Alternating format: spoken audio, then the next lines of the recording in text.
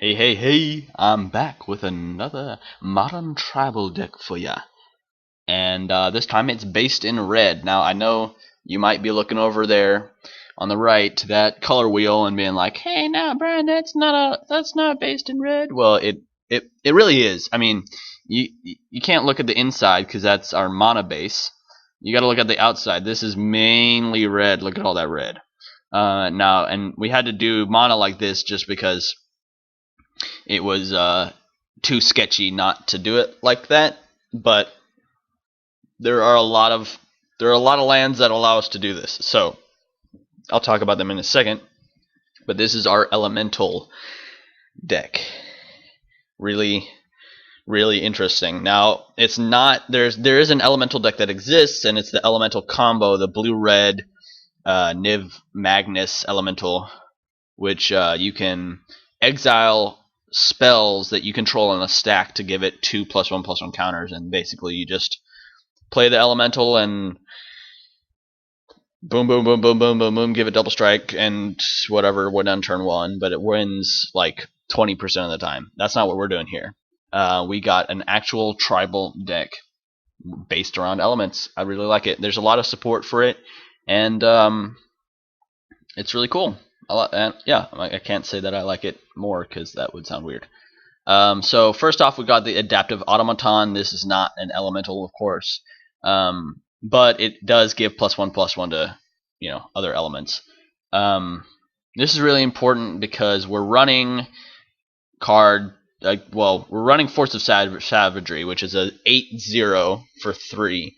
So it's really necessary that we have lords that will keep the force live when we play it.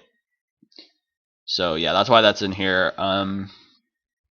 Yeah, that's basically it. The Flamekin Harbinger.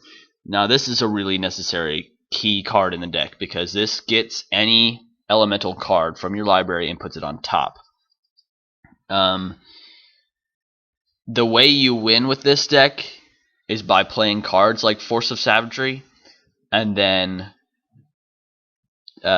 Timber Battle Raging them. So what Timber Battle Rage says, I know I normally do creatures and then instants, but this is like the key part of the deck. This is how you win with this deck.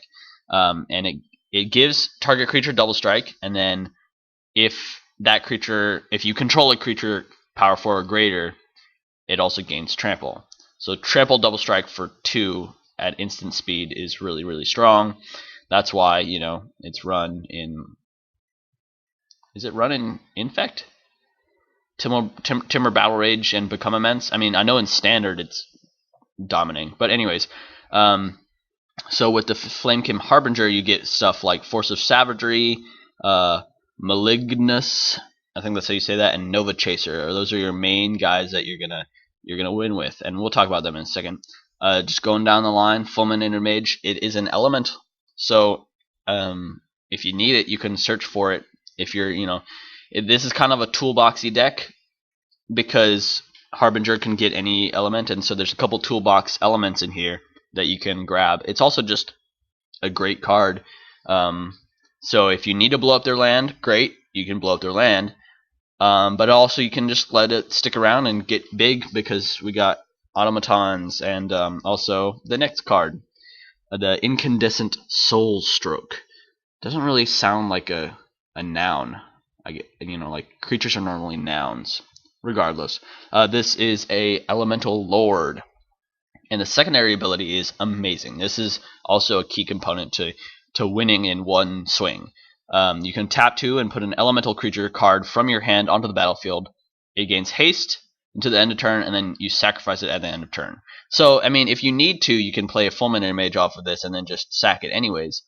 But mainly you're going to be playing cards like Force of Savagery, Malignus, Nova Chaser, etc., etc. Yeah, and then, of course, this guy keeps Force of Savagery alive and pumps up your other guys as well. So, Malignus, you're probably like, what the fuck is that?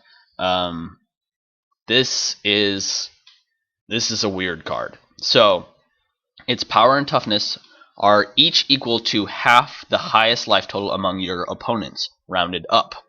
So, if they're at 20, it's a 10-10. If they're at 19, it's also still a 10-10 because it's rounded up. And then damage that would be dealt by Malignus can't be prevented. Excuse me. This is the winner because their life total rounded up times 2 is their life total. So as long as they're not blocking with a whole bunch, and I mean, like, you could assume that you'd have one of these guys out or one of these guys out as well. This is probably going to end the game, just straight out. It is a 5-drop, so it's a little hard to cast, but hopefully you can cast it off of the Incandescent Soulstruck. You know, if you have one of these guys in your hand and a Flamekin Harbinger in your hand and a Timber Battle Rage in your hand, then you're set. You're good. You're golden. So you can win out with this because this guy has trample already. You can win with the Malignus, which is, you know, gonna kill them if they don't block. And then next up we have a Nova Chaser. So this guy's a 10-2 for 4. So you can actually hard cast him. And then he champions an elemental. So when this comes into play, sacrifice it unless you remove another elemental you control from the game. And then when it leaves play, return that card to play. Which is cool because if you search him out with a Harbinger and then play him, you can champion the Harbinger, and then when it dies, inevitably, because it's got 2 toughness, you know, then you get your Harbinger back and you go and grab another guy.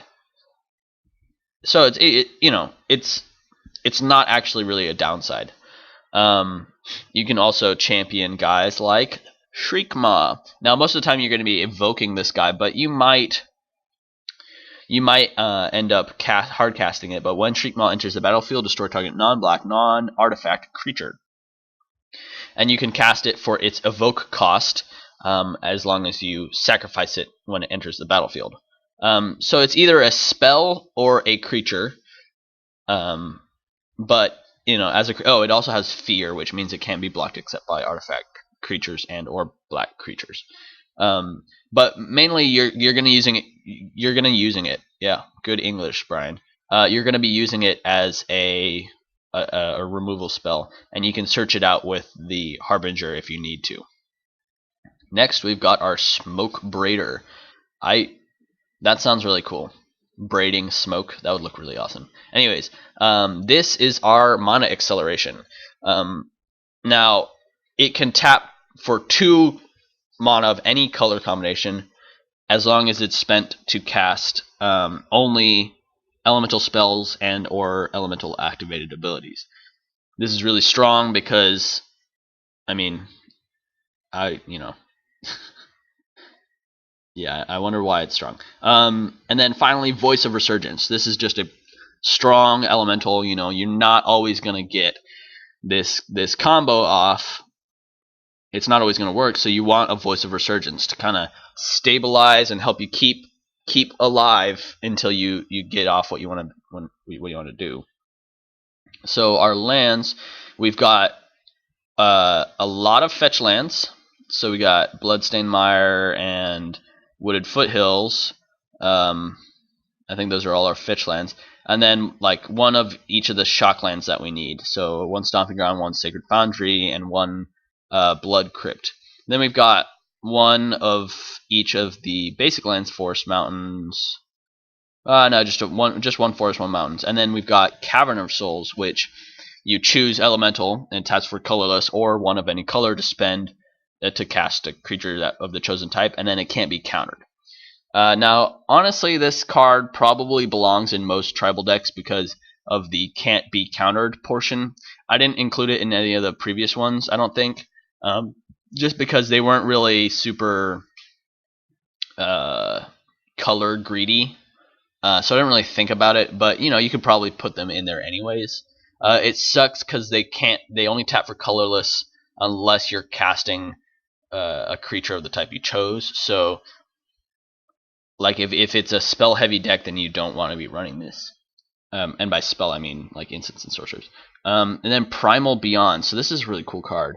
And when it comes into play, you reveal an elemental card from your hand If you don't, it comes into tapped, and then it basically reads the same as Cavern of Souls, except for it can tap for elemental abilities as well, and it doesn't have the can't be countered text. So yeah, so we've got 2 tap for anything, as long as it's enchantment things in our pool. So like this color stuff is basically based off of that, and it allows us to do 4 colors. Next we have Raging Ravine. So this taps for red or green, but it also, you can tap for and turn it into a green elemental creature, which is awesome. A 3/3 green elemental creature that whenever it attacks gets a +1/+1 counter on it.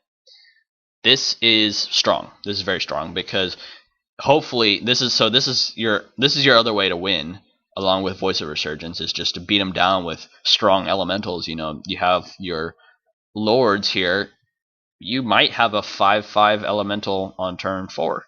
Turn 4. That when it attacks, it's a 6/6 now. Yeah, super strong. And it's a land. It's great. Man lands are great. And then yeah, that's the rest of our lands. And then we have 4 lightning bolts, because again, lightning bolt is the red 1-drop that you want to be playing in red unless you have a real good reason.